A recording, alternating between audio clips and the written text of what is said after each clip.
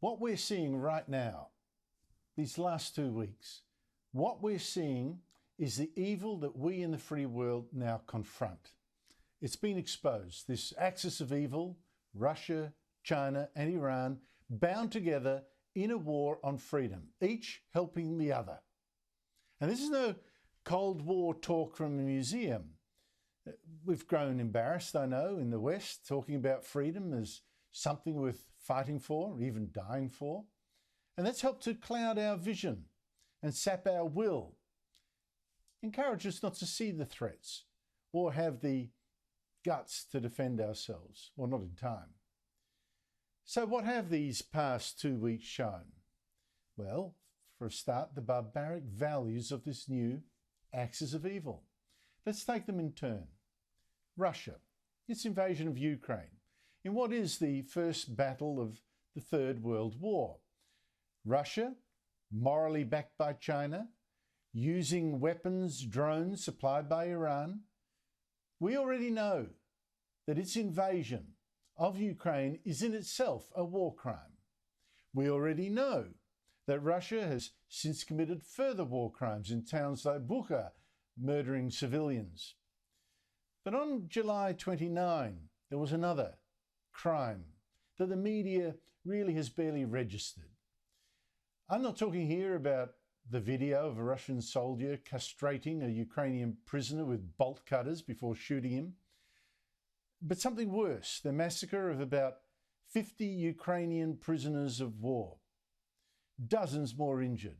Now, Russia's blamed those deaths on Ukraine in its typical lying way, saying that it fired a missile, Ukraine did, at the prison using one of the American-supplied HIMARS launchers that have helped turn the tide of the war against Russia. Now, that story is almost certainly a lie, and let me prove it to you.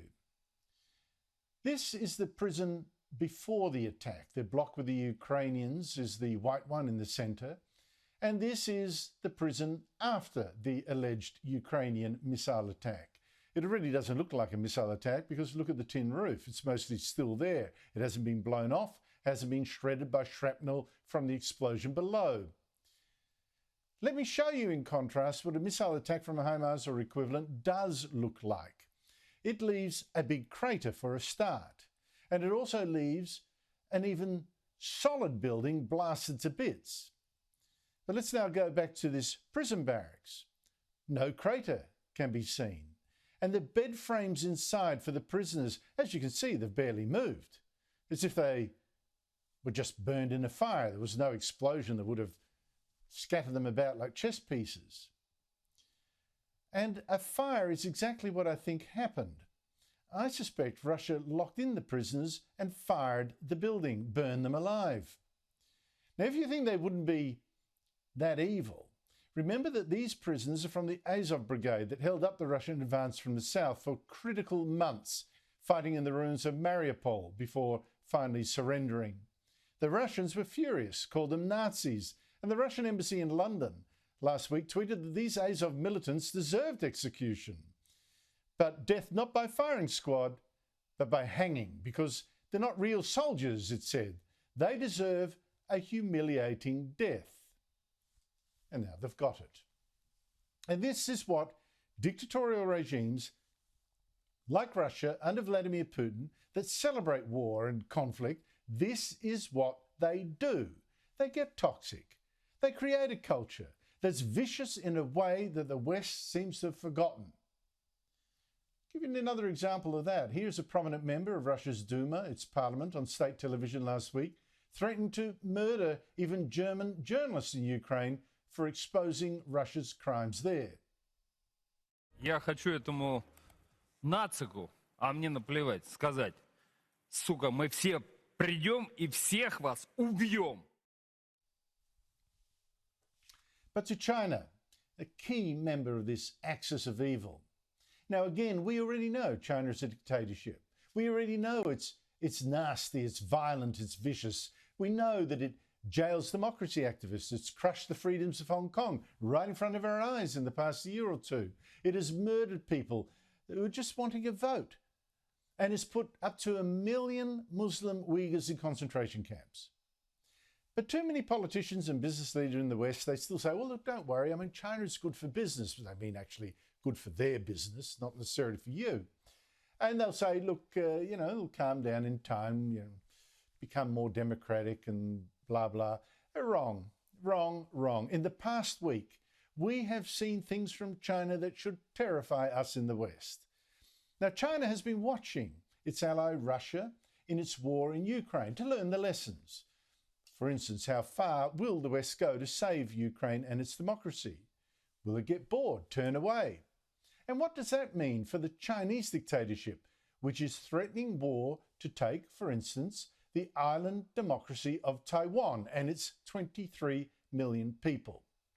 Now, China says, well, Taiwan's actually ours, exactly like Hitler, by the way, used to say Austria was Germany's, German-speaking parts of Czechoslovakia, they were Germany's too. Let's just take it over. The world has got nothing to worry about. Well, that's why I say that the war in Ukraine is the first battle of World War III. Because if Russia wins, China attacks, almost certain, if it isn't attacking now, right already. Last week, US Speaker Nancy Pelosi visited Taiwan to support this democracy. She defied unbelievable warnings from China not to go, threats even by some in the Chinese state media, shoot down her plane. Now, in revenge for her defying them, China has ringed Taiwan with its naval ships and declared live fire zones for a so-called exercise that has virtually cut off the island and stopped some international flights. Now, China's reaction here tells us everything about that dictatorship, about the savagery under Chinese dictator Xi Jinping, because no peaceful country could act as China acts now, almost blockading the island and still refusing to say if it'll let up this python grip. Nor would a peaceful, civilized nation send jet fighters and bombers over the median line in the 140 kilometres of sea between China and Taiwan's main island. I'll just show you the Taiwanese Defence Force map showing that median line and where Chinese planes, jet planes, are crossing it. Now, on Saturday, China sent 20 planes. On Sunday, another 66. On Monday, 39. And there's no way that Taiwan's Air Force can know if the next wave is the one that doesn't turn around, but flies on for a few more minutes and starts bombing. Now, a nation of peace, a civilized nation, would also not be firing ballistic missiles over Taiwan's capital Taipei, as China did last week, or send some into the waters of Japan's exclusive economic zone. And all this and more, what it's doing right now, suggests far more than what we're reading. It's a tantrum by dictatorship, it's a blustering, by dictatorship with the mentality of a playground bully, except, of course, this one's got nuclear weapons and the world's biggest army. I think that's wrong. I think this is China clearly rehearsing the war to come, if it has not actually started by stealth already, surrounding Taiwan, tightening the grip. And lastly, the third member of this axis of evil, Iran. Now, we already know, in this case, that Iran is a fascist theocracy that also bans freedom. Last week, it too was also at war through its proxies with a democracy. It's been almost overlooked with the war in Ukraine going on, the crisis over Taiwan. But Islamic Jihad, Palestinian Islamic Jihad, this terrorist group, fired more than 700 rockets at Israeli cities. Luckily, most were shot down. Some even misfired and fell straight back down onto Palestinians and killed several civilians. That too was blamed on Israel. Now, this indiscriminate barrage was in retaliation for Israel killing a senior Islamic Jihad commander who was in charge of the terrorist group's rocket arsenal in its war to absolutely destroy Israel. And the link to Iran is this. Iran sponsors Islamic Jihad. It arms Islamic Jihad. And last week, the head of Iran's Revolutionary Guards met the head of Islamic Jihad and said they were in the united front to drive Israelis out of Jerusalem. And that Iranian general in the picture is the same guy reportedly in charge of now sending hundreds of unmanned aerial vehicles, including weapons-capable drones, to Russia in its war to destroy another democracy, Ukraine. And I should also add that this week, China, by the way, said it supported the Palestinians in this war. Axis of evil. Axis of evil. As I say, Russia, China, Iran, an axis of evil, and you see it playing in front of your eyes right now. Brutal, authoritarian regimes, all at war with freedom and with democracies around the world, in Europe, in Asia, in the Middle East. That's what we in the free world now face. There's a lot of denial around, claims that this war, this battle, that it's not our fight. Well, freedom is your fight. If freedom is what you still want, let's hope. And when freedom's enemies are autocracies this powerful, two nuclear-armed superpowers, and oil-rich Iran, now close to building its own nuclear bomb, their democracies, they either fight united or they fall alone.